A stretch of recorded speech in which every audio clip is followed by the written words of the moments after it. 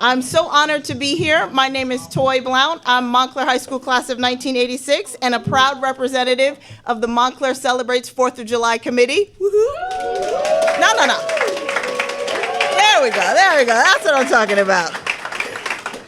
Can I just ask all of the members of the Montclair Celebrates 4th of July Committee to wave? I can't ask you to stand because we're all standing, but just look around. These are the people who brought this all together today.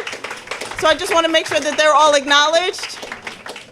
So thank you for attending. The weather was a little iffy today. We were outside, we were inside, it just kind of worked out. So I really do thank you all for coming out this morning, showing your support for the Caravan for Heroes. This caravan was intended to recognize the small businesses and essential workers who supported the community throughout this global pandemic. So let's give them all a round of applause.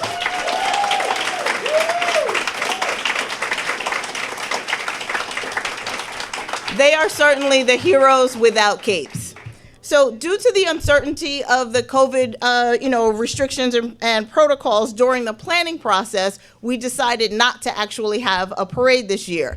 But as we got closer to the actual 4th of July, as you can see, a lot of restrictions were lifted. We're able to gather a little bit more. So we wanted to actually do something. So we put together this Caravan of Heroes, and we wanted to recognize now our longest standing Grand Marshal, Mr. Dan Gill. Oh, there he is.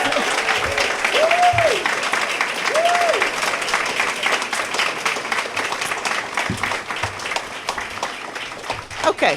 So we do have a brief program for you today. We're going to ask for brief remarks from a number of people. First up, I'd like to introduce Michael Gray, who is the District Director, New Jersey 10th Congressional District. Good morning. Good morning.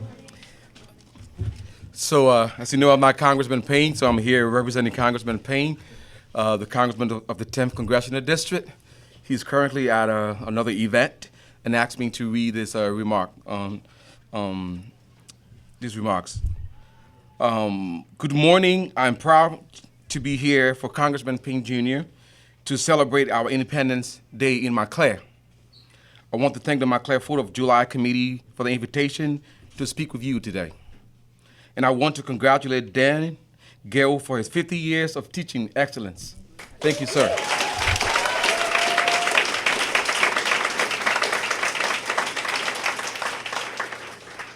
Traditionally, Independence Day is a time to honor the military heroes who fought for our freedom from England.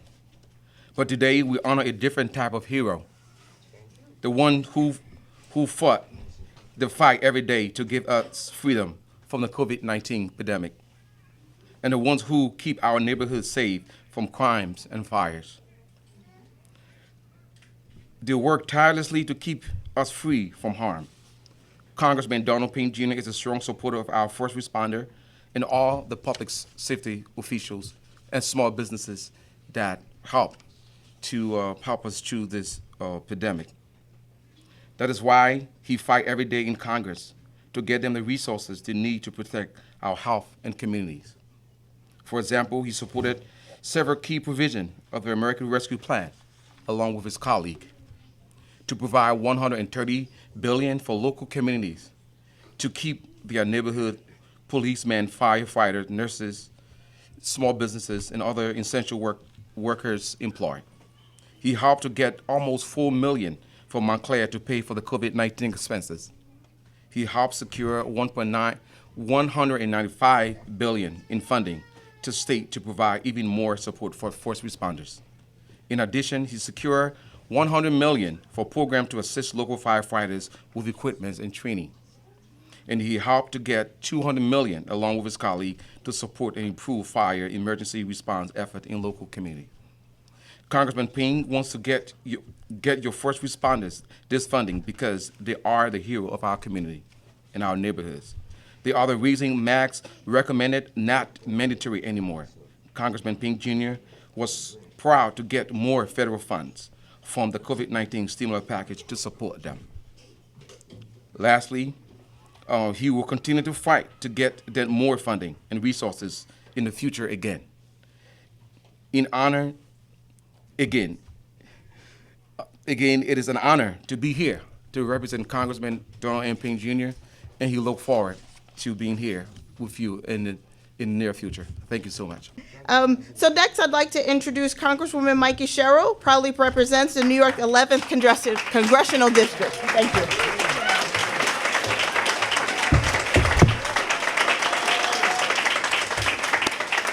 Wow, it is so wonderful to be here today. I can't help but think a couple months ago how President Biden said, hopefully, if we follow the rules, if we follow the CDC guidelines, if we get vaccinated, we'll be together with friends and family on the 4th. And I really don't think I could have imagined when he said that a couple months ago that we would all be sitting here today, many of us without masks, having been double vaccinated. It's so wonderful to see the results of that and to be here in Montclair with that. So thank you guys for coming out. Yay!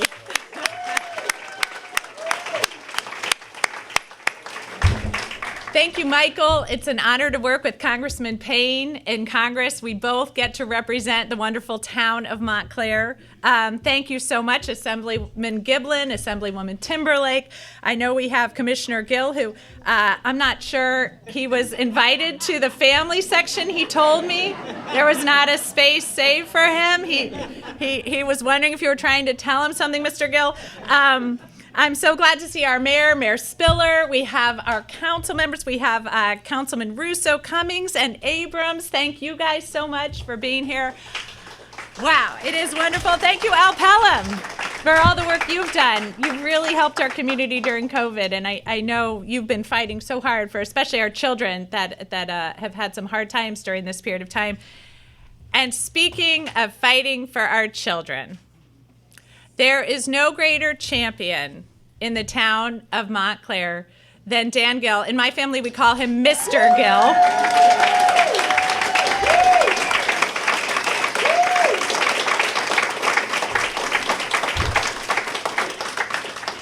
He is somebody who is responsible for helping, as you hear, it takes a village, and I can attest to that, helping raise, helping nurture, helping inculcate in generations of Montclairians that desire to serve, that appreciation for our country.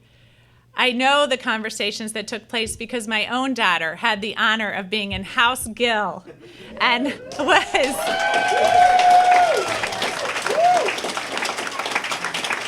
And when I told her I was at an event with Commissioner Gill, she said, "Did you see Mr. Gill?" He has just been a stalwart member of our community and has meant so much to so many children throughout decades of service to our community. So we really, raise your hand if you were taught by Mr. Gill. Wow.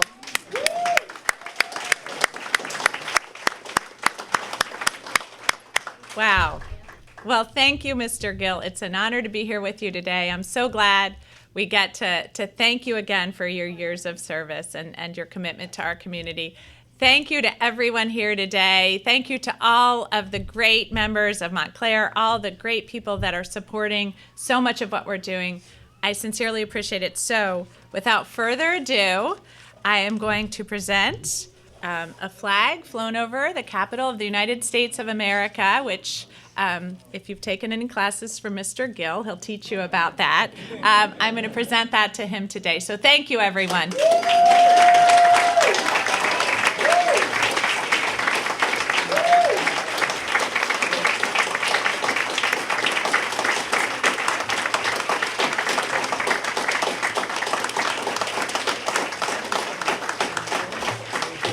Excellent. Assemblyman Thomas Giblin and Assemblywoman Britnee Timberlake.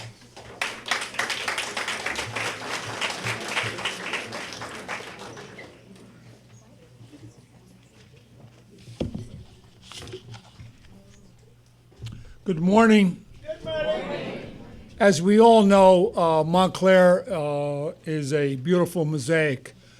Literally, we have from A to Z as far as diversity in our community. That's why it's so significant to be designated by the Township of Montclair through its 4th of July Parade Committee as the Grand Marshal. And no better choice could they have made. He was fortunate. He had the title for 2 years. Generally, a Grand Marshal gets 1 year and 1 year out. But that's why he's so special. I think of Dan Gill as a family man, as a father and a grandfather. We all know of his 50 summers of teaching here in the Montclair School District and at Glenfield School. And what really strikes me today is not so much about his individual accomplishments, but more about what he's done for the generations of people after him. As was mentioned by Congresswoman Sherrill, and I'm sure other speakers will say the same thing, is the tremendous impact and influence he's had on his students about understanding their history and their roots and their responsibility about giving back in terms of public service. That's a really, really tremendous and significant legacy. So the most important thing that I can provide, Dan, we have a joint legislative proclamation, and the people that prepare these proclamations and trend. Who's this guy, Gill? We can't fit it all on one standard, 11 and a half by 14 scroll. He has too many good deeds that he's done over his life. But Dan, on behalf of Senator Nia Gill, myself, and Assemblywoman Britnee Timberlake, I have several copies. I'm sure the family would enjoy a copy of that. But the most important thing that I can wish for you personally is continued good health. You are a resource and an asset and a treasure that is beyond belief. Just keep on doing what you're doing. All of us have benefited from your leadership and your wisdom and your expertise, and may your best days be ahead of you. And we're all glad to be here on this 4th of July. I know how significant it is for the Township of Montclair. It's one of the days I always look forward to each and every year with the parade, because it brought together all segments of the community. And I see a couple people out in the audience. I know it's tricky sometimes to single people out, but I just want to give them a special tip of the hat. One is Don DiGeronimo,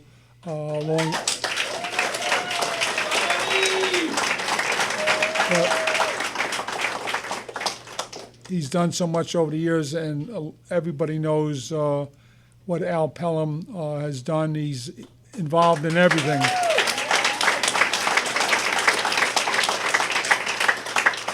NAACP, Montclair Neighborhood Development Corporation, African American Heritage Parades. I don't have enough time to tell you all the things that he does, but seriously, I know these two people were singled out, but it's just a kind of a synopsis of the many people who serve on the committee, and I know that come 2022 we'll be back bigger and stronger than ever, and certainly any support that I can give. I had the great honor of being Grand Marshal some time back, but I know it's a recognition that I'll always treasure, and I know that our Grand Marshal for this year, Dan Gill, will feel the same way. Thank you, and thanks to everybody. Okay?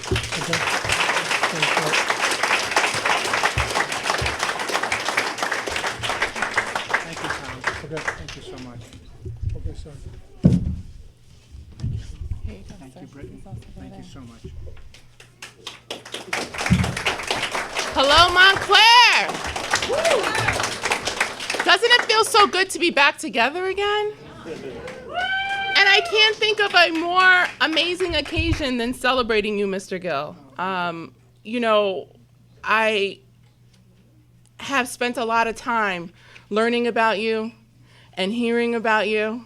As you know, your son and I served on the Freeholder Board together, and that's something that we have in common is the admiration for our parents and passing down the things to our children that we have learned from our fathers and from our mothers. And to you, Mrs. Gill, I have to say that anytime your husband is honored, it is also your day, because everything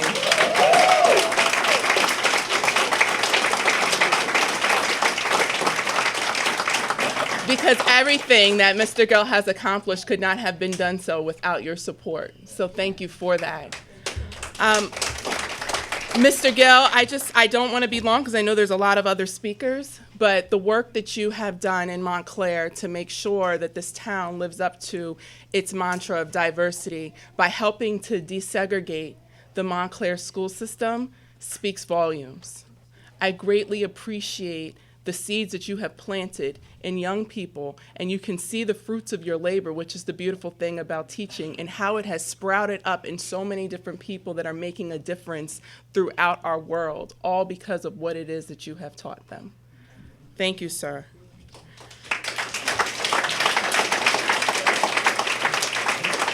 Assemblyman Giblin and I also know that today is about honoring the frontline and healthcare workers of Montclair and the staff of Mountainside, Tony's Kitchen, Human Needs Food Pantry, and the Montclair Police and Fire Departments. We want to tell you thank you too. And we also have proclamations for you as well. They were flown over the state capitol. No, I'm just joking. I always think that's the coolest thing, isn't it? When the Congress people are like, this flag was flown over the Capitol, right? Like, it's so cool. But they were not flown over the Trenton Capitol, the Golden Dome. But they certainly are directly from our hearts. And we truly appreciate you and all of your work and your tireless labor and efforts. Thank you to the Gill family.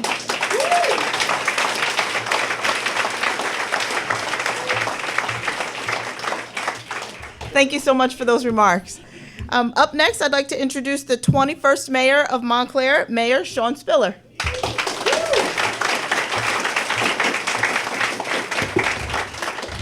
Well, hello everyone, and it is great to be here with you. First and foremost, let's give the committee that helps put this together another big round of applause. Great job.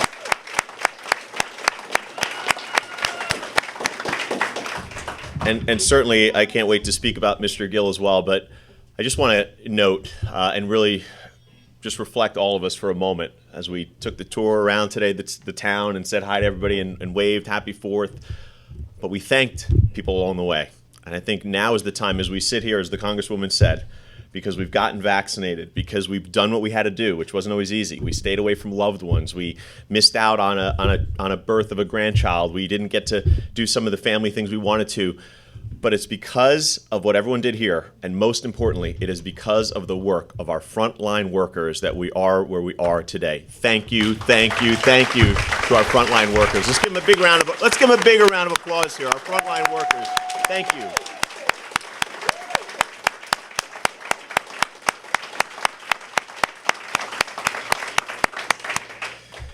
Now, I also, as I want to speak about Mr. Gill, I do have something that was at least printed at Town Hall. It wasn't flown anywhere or anything else, but we did print this at Town Hall.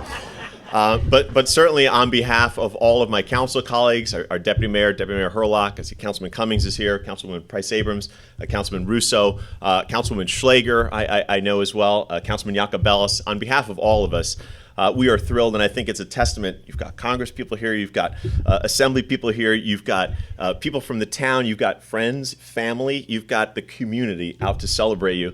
And I really think it's fitting. I don't know if you all heard it as well, but as we're making the last turnover, did you hear the guy? There was a truck pulled over, and he's like, "That's my teacher! That's my teacher!" And he's yelling and screaming, which I really think speaks to Mr. Gill. So. I'll just say this, and I'll read a couple of the words we have here because it is so impressive, and I want to speak to some of the highlights. But I first want to say that as an educator myself, somebody who's been in the classroom, but certainly not the years that you have, it is just something special. And I had the opportunity to be on with a number of educators yesterday as President Biden got on and spoke to us, and he took a moment and said, "You just aren't appreciated as much as you should be." And I think I just want to share that with you, that we're all here today, we're all saying thank you, but even that, you are not appreciated as much as you should, because you make differences across generations.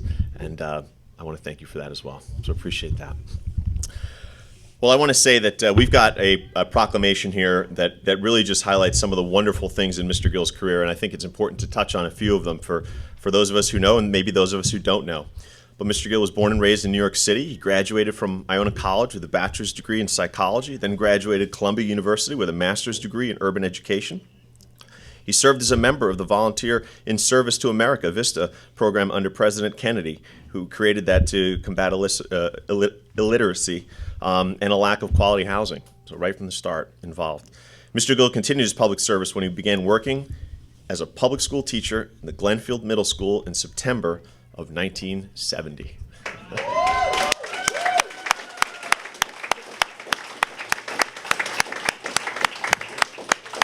For over 50 years, Mr. Gill's been making a difference. And along that time, Mr. Gill led the adoption of the Glenfield Middle School as a peace site where people gathered to socialize, study, and work for peace.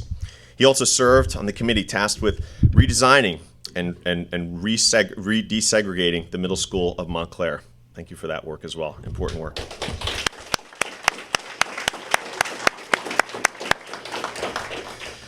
Mr. Gill coordinated the celebration of Glenfield Middle School for their centennial celebration.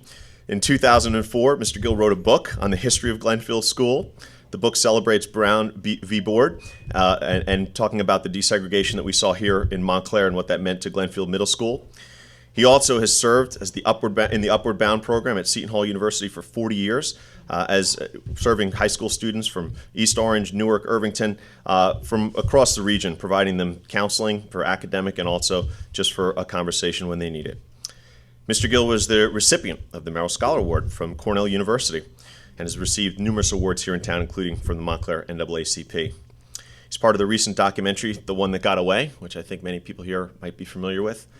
But maybe what you aren't as familiar with is that Mr. Gill continues to counsel this student as he completes his college courses and awaits release from prison.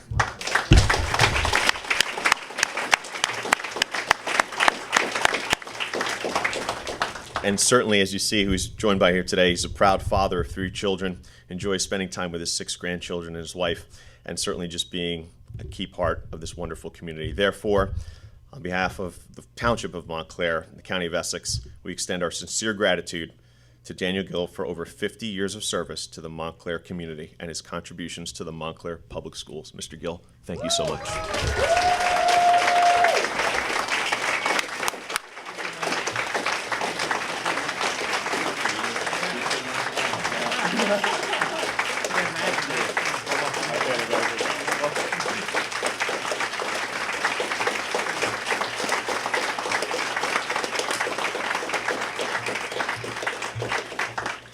Tough act to follow, just want to say, just putting it out there. Up next, I'd like to introduce Mr. Tim O'Brien, who was in 2020 announced as the new Chief Executive Officer of Hackensack Meridian Mountainside Medical Center. Thank you.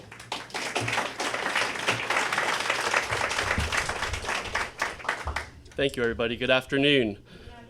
I'm very honored to be here to recognize Grand Marshal Dan Gill and to celebrate our nation's Independence Day with Congresswoman Sherrill, with Mayor Spiller, with the Assembly folks who are here today, and the entire Mountainside Montclair community.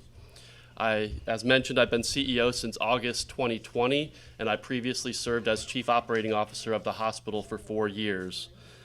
My family moved to this community, and we could not be more proud to be a part of the Montclair family. Since relocating, we've been part of a community that embraces diversity and inclusion, focuses on health, wellness, and the arts, and has an excellent school system. The community truly understands what it is to support one another, and we have witnessed that, especially through the pandemic. The team at Mountainside were so fortunate to be part of this community's graciousness during the greatest public health crisis we have faced during our lifetime. From meal and PPE donations to hundreds of letters and videos that we received, you cared for our community, and we are privileged to serve you. I extend the most sincere thanks to all of you for the love and support you have shared for our hospital. With the state reopening, we are seeing the light at the end of the tunnel. In fact, over the past month, we've been treating fewer than 2 COVID patients on average at the hospital. This can be attributed to your due diligence in masking, social distancing, and commitment to getting your vaccine. If you have not already received your vaccine, I urge you to do so. The hospital continues to provide a clinic that is free for all. While this holiday weekend may look different from past celebrations, Mountainside is grateful to be here with you all. We are excited and awaiting next year's march for the 4th of July parade. Thank you for letting us serve the community. We look forward to continuing to serve you and your families. Thank you.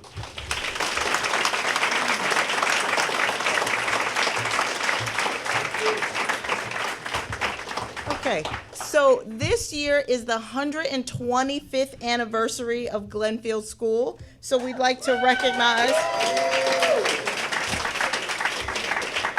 We'd also like to recognize the superintendent of schools, Dr. Pons. Dr. Pons. Everybody wave. Thank you so much for joining us today. We really appreciate it. We'd also like to recognize Glenfield alum, Mr. Sam Debman, class of 1936. Did I get that right? And Molly DiCarlo. And Molly DiCarlo, class of 1934 of Glenfield High School, of Glenfield Middle School. Okay. Up next, we have Erika Pierce, who, effective July 1st, 2019, is the principal of Glenfield Middle School. Before she speaks, I'd also like to acknowledge Vincent Pele, 10th year in the district and just appointed vice principal of Glenfield.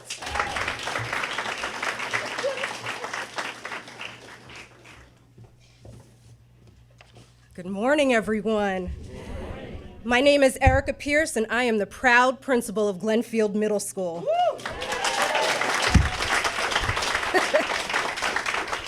It is an honor and a privilege for me to introduce and say a few words about Mr. Gill. I would like to thank the organizers of this event, distinguished guests, for allowing me the opportunity to participate in this very special event. This has truly been a difficult and unbelievable year.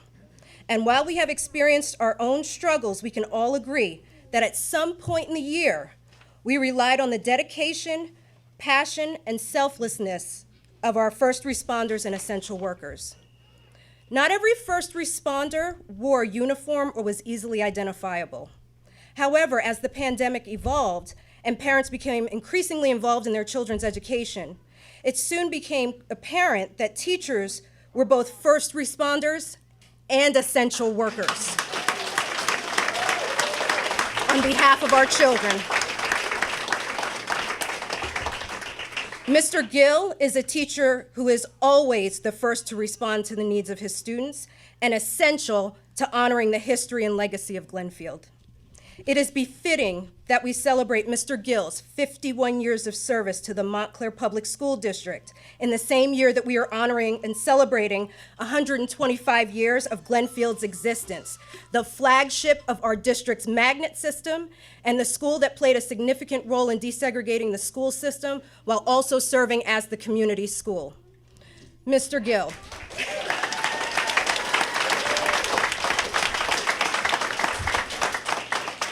I'm gonna look right at you when I say this. Mr. Gill, from the bottom of my heart, thank you for all the students whose lives you impacted in the 7 years that you spent at Hillside and the 44 years that you spent at Glenfield. Thank you for advocating for students that don't have an advocate. Thank you for encouraging students to become positive forces in the community. And last, thank you for being an anchor and a mentor to all of us at Glenfield.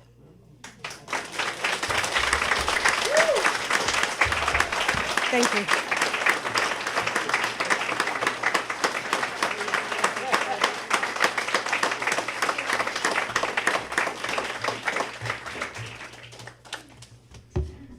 So now I would like to introduce Mr. Brendan Gill. So Brendan, thank you so much.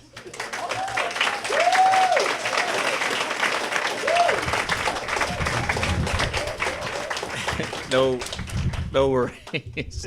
But first of all, it's okay. First of all, before this is an unbelievably emotional day for our family, and really from the bottom of our heart on on behalf of my sister Kira, my brother Connor, their wives and husbands, the grandkids, my wife Alex, and we just, my Aunt Pat, the family that's here, we just can't, my mother, of course, and Britnee, thank you so much for that, because she,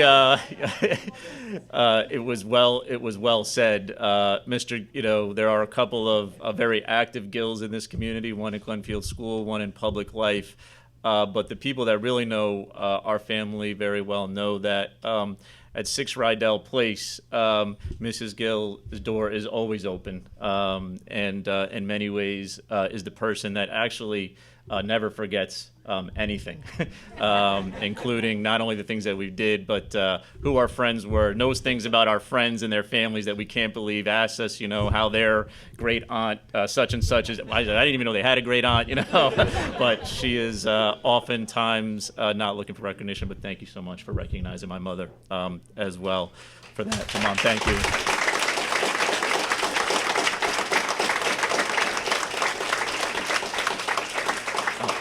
Of course, to all the elected officials who are here, Congresswoman Sherrill, thank you so much for taking the time to be here. To Assemblyman Giblin, Assemblywoman Timberlake, my former colleague on the board, we got to spend a lot of time together, and I'm so proud of what you're accomplishing as well down in Trenton. It's great to see. To our former deputy mayor, first ward councilman. We can go down the list. Bob Russo, who's a dear friend. Thank you so much for being here. Mayor Spiller, thank you so much. Of course, it's been great to see what you've been able to accomplish in your own career, and proud of watching you lead us through this pandemic. So thank you for everything that you've been doing. To Councilwoman Lori Price Abrams, another dear family friend and our neighbor, thank you so much for everything that you've done for our family. David Cummings, I think we're going to hear from short. I think he's closing us out. Our 4th ward councilman, and told a story, Dad, that you probably remember. That one of my earliest memories of the Montclair community was in the mid '80s, watching David play in the Essex County Tournament Finals against. You could give it up. Yeah, give it up for David. That's all right. But he was, kind of a local at that time, and still is, but a local sports hero and legend, and someone that when you were a 9 and 10-year-old kid, and I'm not trying to date you there, David, but you kind of looked up to, and it's been great just to establish that that relationship, and now to work with you in this capacity has been really something that's been something special. And I'll say 2 quick stories about my father, which I think always kind of sums up who he is as a person and what he's meant not only to our family but to this community. The first, and for those who've heard this story, I apologize because I tell it all the time. The first is many years ago when Michael Strahan was a member of the Montclair community. My father and I were online at the AMP, I think, or Pathmark. AMP, and which is now in Acme, and we're standing online to pay for our groceries, and Michael Strahan is in front of us, and a couple of middle school kids are behind us, and I hear the middle school kids talking, and they're going like, "Oh man, you see who that is?" And this is just like at the height when he was, playing for the Giants and all that stuff, and some other things were going on in town, and he was. They were that's Michael Strahan of the New York Giants, and then the other 11-year-old looks at the other 12-year-old and he goes, "Hey man, that's nothing. If you want to see somebody famous, there goes Mr. Gill."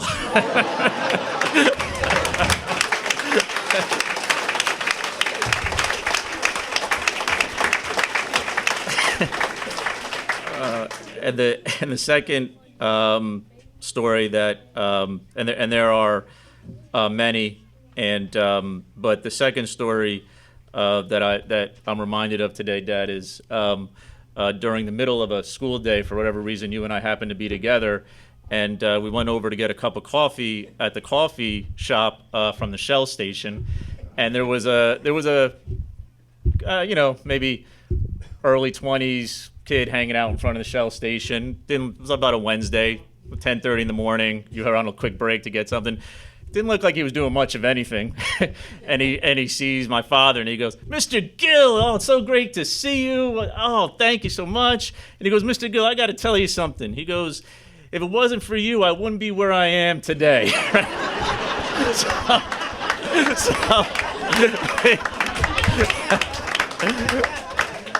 So we kind of look at one another and we're like, "Congratulations, see, it's going well." But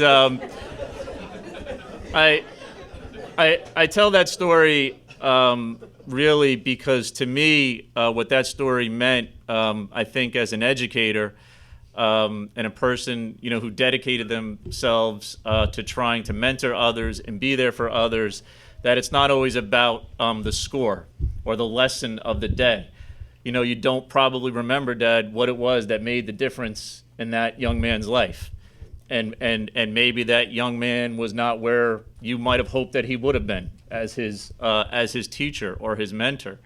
But you did something that was important to him. You touched him in some way. And to me, that's what I've learned as your son. That's what's most important, in my opinion. That's what it's all about. And the first responders that were here today, that we're honoring, the members of our medical community, our police, our fire, the human needs food pantry. We can go down the list. All of them have touched so many of us, whether you know it or not. So we're so thankful, for what you have done each and every day for our community, and for our state and for our nation. So I'm here to say, Dad, that I do talk about you a lot. Matter of fact, I remember another elected official who will go. We will not name today, but said to me once, "Am I going to have to hear another story about your father?" And that's okay. But I'm proud. I'm proud to talk about my dad. And Dad, I want you to know that on behalf of our entire family, congratulations on the 2-year run on the Grand Marshal. I couldn't even pull that off. 2-year run on the as the Grand Marshal. But most important, we love you. We're proud of you, and I will and I know I will forever be proud to be and identified as Mr. Gill's son, even when I'm getting in trouble, to be identified as Mr. Gill's son. So congratulations, we love you, and all the best. So.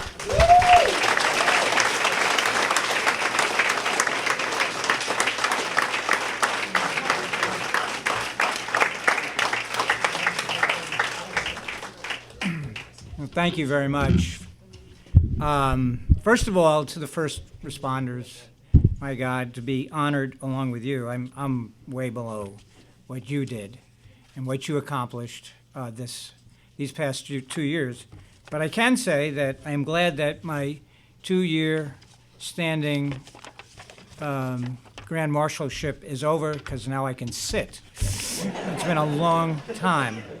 And to Dom DiGeronimo, where's Dom? Oh, there you go. Thank you so much. Dom called me up as a representative of the committee, and he said, "Dan, we would like you to be the Grand Marshal." And I said, "Dom, have you run out of people?" But Dom has been so gracious and, always apologetic. "I'm sorry for the COVID. I'm sorry, I didn't know this was coming. If I had known." And I said, "Don't worry. I understand. These are the things that happen." But I would also obviously like to thank my wife of 49 years for all the things that she has done for myself. And it's been a wonderful ride as a family. I knew when I came here that I wanted to live here. When I began teaching here, I knew immediately that this ex-New Yorker had found a place. Had found a place that really believed in the things that I believed in, and that is to educate every single child that walks into the door of a school. And, in this community, that's what we all believe. And Dr. Pons, thank you for coming today as our leader. It has been a very, very difficult year to have your first year, but you have survived, and we still have a few things to talk about. But But the point being that we want you to be successful, because when you're successful, we are all going to do well, and all our children will flourish. And I look forward to that as a member of the Glenfield school community. And also, I would like to thank the people who at my school. Would you please stand up? Please stand up, because we have people in the back. Vincent Pelly is now assuming the vice principalship. He is like the rookie that has grown into a veteran, and we are so thankful to the work that you do. When you honor me today, you are honoring these people. Please remember that. You honor every secretary, you honor every nurse, you honor every lunch aide. Everyone who makes a successful place that I work at Glenfield School, you are honoring today, and I wish they could all be here to hear your applause and your appreciation for their work. So thank you so much.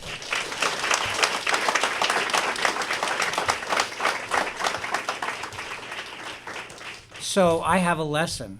You know, does that surprise you? And I'm going to take it because we are celebrating 125 years of an institution called Glenfield School. Two representatives right here, two successful members of our community still, who went to that school, and how much they think about that school, I'm sure, and the things that happened in that school. And I'm sure each and every one of you have attended a school, know a teacher that made a difference in your life, or a place that made a difference in your life. So today I'm going to take an opportunity to share that with you, but first I need to tell you a story. So there was a young man, and he decided that he was going to become a monk. And so he goes to the abbey and he says, so what's the deal here? What do I have to do? He says, well, you can join the monastery, but you only get to say 2 words every 10 years. And he said, well, that sounds good. I'm going to pray a lot. I'm going to contemplate. I'm going to meditate. I'm going to do all the things that are necessary to become a better human being. So 10 years go by, and he goes up to the abbot and he says, okay, what are your 2 words after 10 years? And he goes, food bad. Okay. So he spends another 10 years, so now he's on his 10th to 20th year. 10 years are up. Goes up to the abbot. He says, okay, you get 2 words. What are they? Bed hard. Okay? So he says, look, the abbot says, okay, there's your 2 words. Goodbye. Go back to praying and doing making the bread and wine and all whatever you're doing. So 10 years go by, and he has 2 more words to say. And he says the following words to the abbot: I quit. And the abbot says to him, I'm not surprised. All you've been doing for the last 30 years is complain. I love that story, because I do. So I figured I'm going to just tell it, But the other point about jokes is the fact that there's something missing, right? And it's usually communication, right? It's the missing piece to all jokes, and that's what makes us laugh. Well, today, what do? We celebrate words. We celebrate words. We celebrate words. We celebrate the words. We hold these truths to be self-evident, that all men are created equal. And yet, not everybody understands the words, which is unfortunate.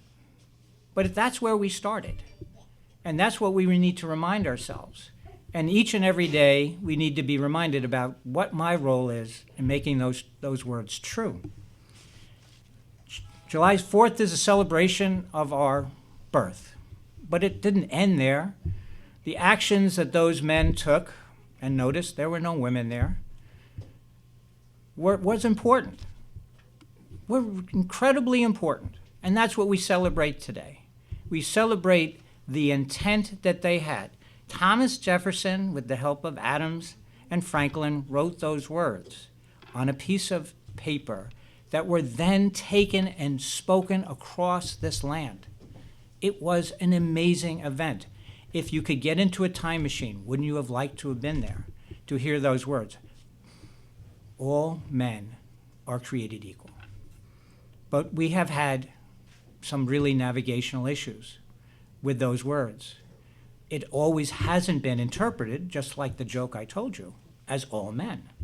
We excluded people right from the get-go, and this is what I teach my students. It doesn't make us you bad. It makes us know what our history is.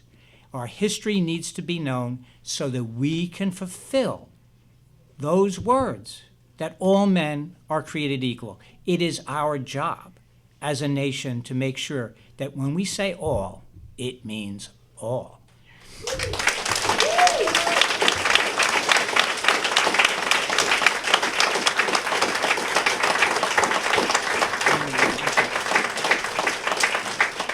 And what's really interesting is that as an educator, when somebody doesn't get the lesson, what you do, if you're a good educator, is you circle back. You come back in a different way. You make sure that you're going to make sure that every single person in that room understands that lesson. And when I teach this lesson, there's always a kid in my class that says, you know, Mr. Gill, that is really hard to do, all men. Because, you know, Johnny over there, I don't like Johnny. And I really don't want to include him in that all thing. And we have to have those conversations about how important it is that we can disagree with one another and yet embrace each other with a common purpose. And the common purpose being to have a government that serves the people, that provides the very essential things that they need. And that's what we need to do. That's what we need to celebrate today. Thomas Jefferson, soon after writing the Declaration of Independence, also wrote this: a country that expects to be ignorant and free expects what never was and never will be. He knew. I always tell my students, Jefferson is like an onion. You peel and you peel and you peel and you never get to his core. But what you understand through his words is that he understood that public education, my friend, is the essential item to make this republic grow and to make the words, all men are created equal, happen. And that's what we need to also remember.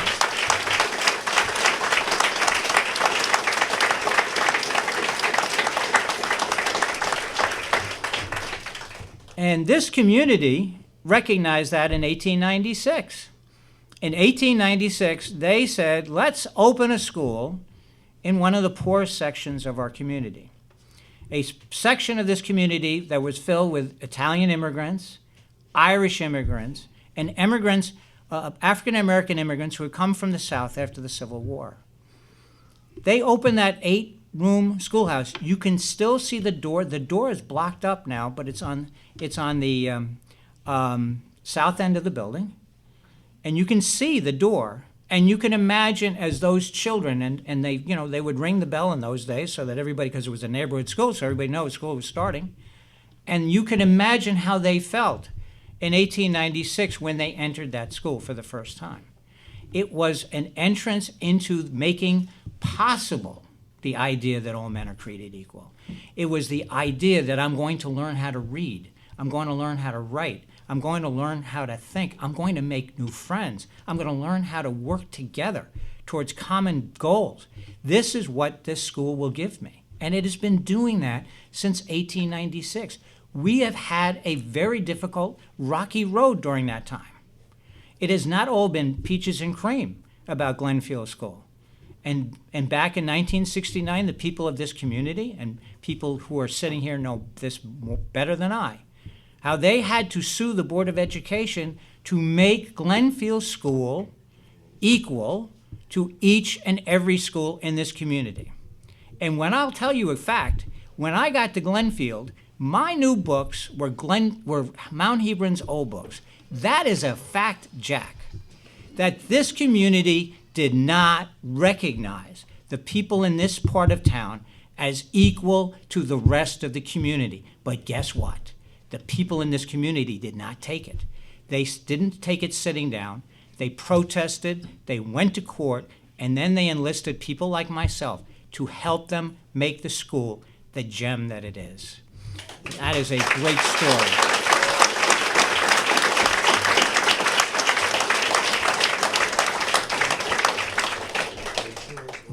Glenfield School is a microcosm of this country. And that's what I teach my students. What happens in this building happens everywhere in America. It's a difficult process that we go through each and every day to make sure that we provide for every student. But we're going to work together to do it. But what's really amazing about this school is that if you go into the school, and I know Erika will welcome you once the COVID thing is over, but we'll always welcome you. There's a Hall of Fame from the people who went to that school when it was a neighborhood school. And if you look at the wall, here are the names you're going to see. And some of you know these people. Thomas Russo, Wally Choice, Sandra Lang, Terrence Scantlebury, Brian Scantlebury, Celeste Scantlebury, Robert Jackson, Ike Brown, Loretta Hodge, Bruce Taylor, Pat Ferrucci. Some of you know these people. These people went to that school and then from that school went on to do important things. That's what public education does. It doesn't ask you how much you make. It simply says, here's your seat, let's get to work. These people are honored by the people who went there as a neighborhood school. Since then, we have had the rocky road about how to desegregate this district. And based on that lawsuit, thanks to so many people, we then made the magnet system. We created Glenfield in the image that we thought would serve young people who are middle-aged. So many of you went to a junior high that was simply just a small high school. We felt, when we planned this school, that this place needs to serve the clientele called middle school. Serve their intellectual needs, their cognitive needs, their social needs, their emotional needs. We provided them with an opportunity to excel in the arts and also to have a house system where they could have academic teachers over 3 years. We felt that this was the way to bind that school together, to make people willing to put their kids on the bus to come to Glenfield. Because what happened the year before was there was a forced busing. Forced busing was the way that this district tried to solve the problem of desegregation. Some of you probably have forgotten that. And you know what I liken it to? I liken it to, you remember when, well, you don't remember this, but in 1973, yeah, I keep on saying to kids, yeah, you remember this? What the heck are you talking about? But in 1973, they passed the law to make seatbelts mandatory in all cars. Some of you might remember that, right? You know what GM did? They made a seatbelt that didn't retract. You know why they did it? So people would cut them off. Because they didn't believe in making a car with a seatbelt. They said, oh, that's too expensive. This is ridiculous. People aren't going to buy cars. Think about that. All right? The point being that they were reluctant to do what they wanted to do, so they did it, but they did it in a way that would anger the people. And then people would say, we don't want seatbelts. Not because they weren't good for you, but because when you closed the door, they were hanging out of the car. Do you know what? I get in my GM car today, it won't start unless I put my seatbelt on. That's because people didn't stop there. They didn't say, okay, we lost, throw out the idea of seatbelts. And you know what happened because of seatbelts? The rate of death went from 50,000 people to 25,000 in 5 years. People killed by cars accidents because of the hard work. People didn't say that's it. And when people said, okay, we're not going to put our kids on the bus, and people in the North End said, we're going to leave this community, we're going to go, this white flight, you're going to become like East Orange, whatever that means, okay? And you know what the people in this community said? They said, you know what, we're going to make a better way to do it. That's what we did. And we worked together towards that, thanks to the board, thanks to such great people who are sitting here today who said, we're going to make this work. And that's when we came up with this idea of a magnet system. And we came together as a group of people saying, we're going to make this school attractive to everyone.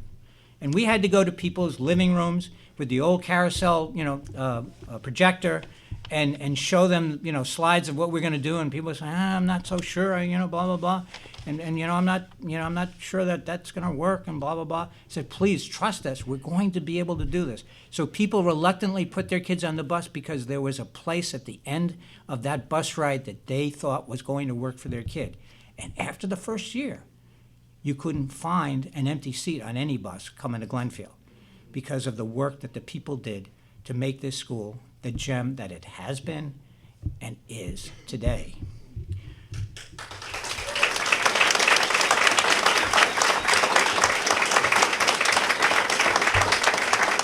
And I'm sure that the town council would like to know that because of that, then we could get an $8 million bond issue to rebuild the school. Because now you had people from uptown going, oh, what the hell's wrong with this building?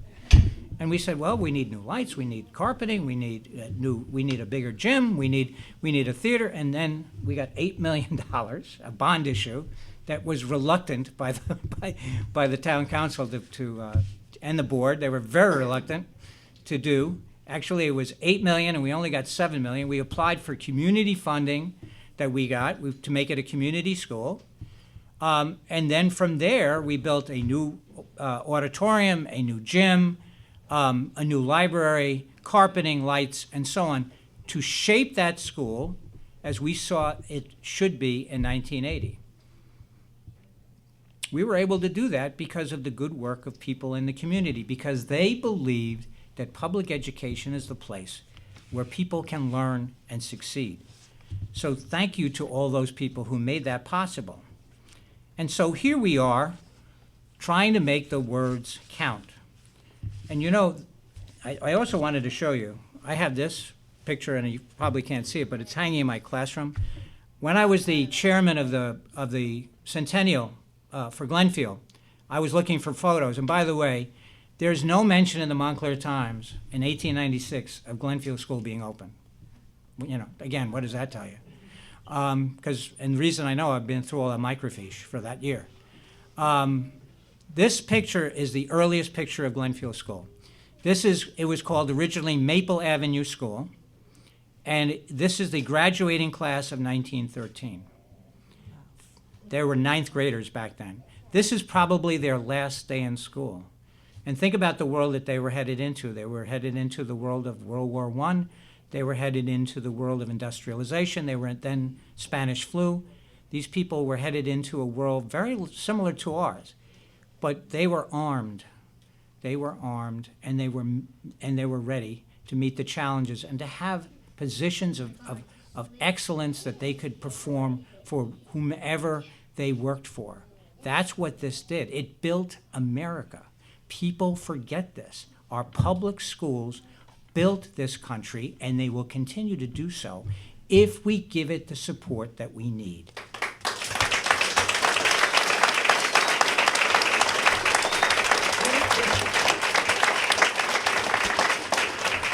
So words matter, right? We hold these truths to be self-evident that all men are created equal. So let me tell you about some more words, and then I will be finished. I was in the Pathmark. There's always a story about supermarkets with me somehow. And I was buying ice cream and cookies for my students who come after school. And so, I don't know about you, but do you look at other people's carts to see, my God, what are they buying? That person looks really healthy, but why are they fat?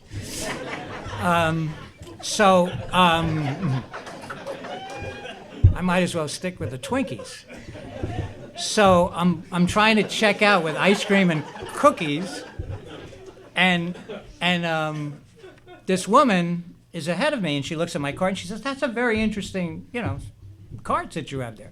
And I said, "Yes." I said, "This is an amazing diet, ice cream and cookies." And she said, "No." She goes, "That's not it. Why are you buying all those cookies?" And I said, "I'm a teacher." And she says, "Oh, okay, that's nice." And you know how you get on a line and you want to get out of the store and you really don't want to engage people in line because you're not sure what they're up to? So she then says to me, "Well, where do you teach?" And I said, "Glenfield Middle School." And she turned to me and she said, "I went to Glenfield Middle School." I said, "That's nice, and I'm trying to get out of the store." And then she says to me, I graduated from Glenfield in 1942. And I go, that's nice. I'm trying to get out of the store. And she said, and I know the school song. And I said, that's nice. And I'm trying to get out of the store. And she said, and now I'm going to sing it for you.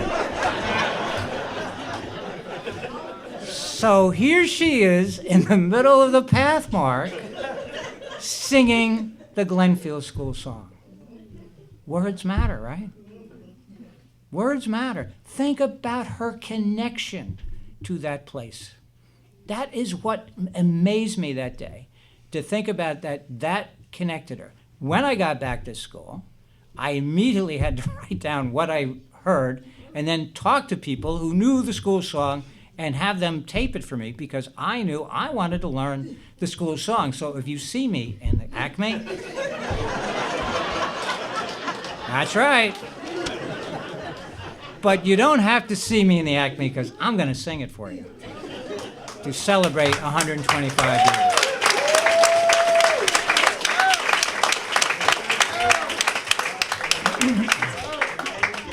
And if you know the song, do you know the song?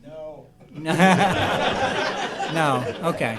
That's you guys always tell me that stuff. Yeah, I'm sure you do, yes. And it goes like this.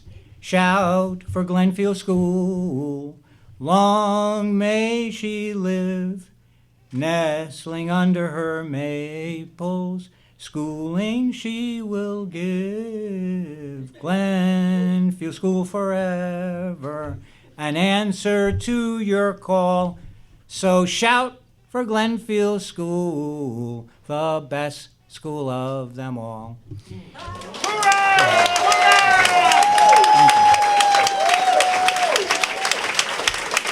God bless you. God bless this community. God bless the United States of America. Thank you.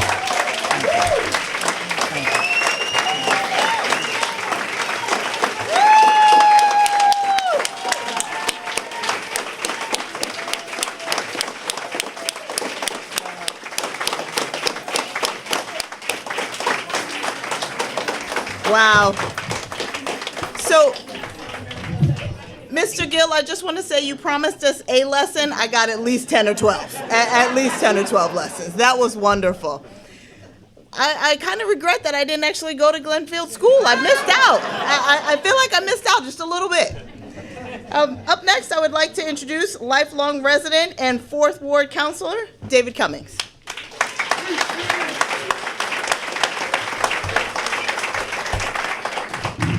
Hello, everybody.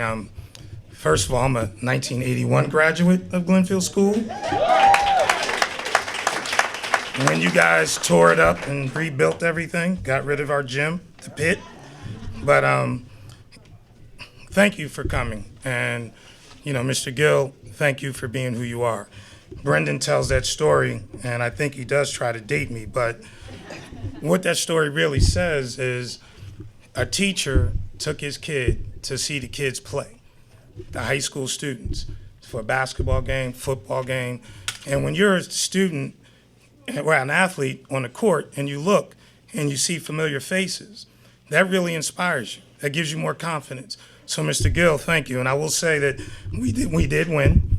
So, matter of fact, maybe the last time we won the Essex County Tournament Championship, but we won it. So, and I was on that team.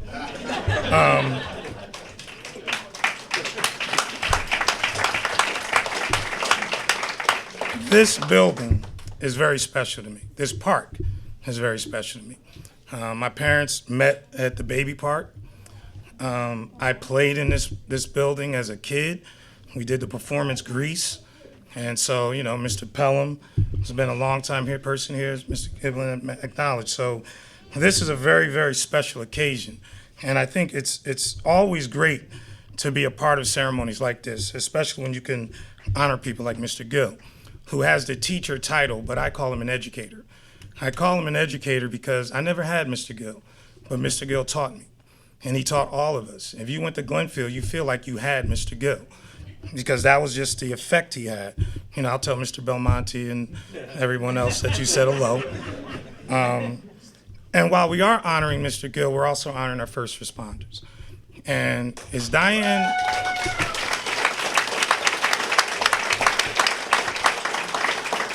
And on Thursday, as a counselor, I'm actually our liaison to our ambulance unit. And Thursday, Diane Essie sent me an email, and she sent to all the members of the ambulance unit.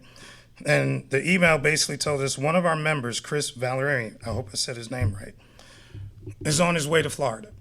So he's down there right now working with the other first responders on that tragedy. So think about that. That goes to show what Montclair does and how we do things. We're around everywhere. This community that we have that I'm proud product of, busing, magnet school system. You know, my travels was Nishawayne, Hillside, Edgemont, Glenfield, and then Montclair High School. So when I say that I'm proud to be a product of the township, that is really mean I'm a product of the school system. And that school system is one that teaches you more social skills than you'll ever know. And that's the part that I've always looked at, the foundation of it. And now today, as a counselor and an elected official, it's a little bit different. We went through a tough year this year. And I said to Ms. Pierce, thank you. Thank you for staying there. Thank you for being there. Thank you for getting us through. And that goes to all the principals, all the leaders. Dr. Pons, you had a very tough year, but you know, it can only make you better, which means at the end of the day, that will only make our kids better. And I hope that in one day, when we look back on this, that we'll all be able to really look upon one another as though we came through a fight. You know, there are pictures over there of Glenfield School that, you know, shows you what the school was like. Really, some of them classrooms are the same today. And I say that jokingly, but honestly, that building is built like a rock. It's not going to fall down, and it's not going to crumble because it was built on a strong foundation, and that foundation remains today. So you do have a legacy to follow, Mr. Pierce, and I know you'll do well. Dr. Pons, I'm very confident that you will do well and that this district will continue to serve its children. But I want to really just kind of like leave this out with saying all the elected officials, thank you for being here. I know if it was for me, I doubt all of you would come, but Mr. Gill, that's what he has. He has that power, and he has it because you know what? When you serve, as long as you serve, it really makes a difference. And one of my favorite movies is Mr. Holland's Opus. And Mr. Gill, you represent that truly. As someone, you didn't touch us all in your classroom, but you touched us all in that building. And that is something that it's just phenomenal. And but there are a couple of people that we did mention. Donnie DiGeronimo. You know, Donnie called me and said, hey, Dave, we want to do this parade. And I was like, okay, Donnie. But then Donnie said, you have any ideas? He said, because we're honoring Dan Gill. And I was like, oh, really? I was just with Sam Debman, who graduated he just turned 100, Mr. D.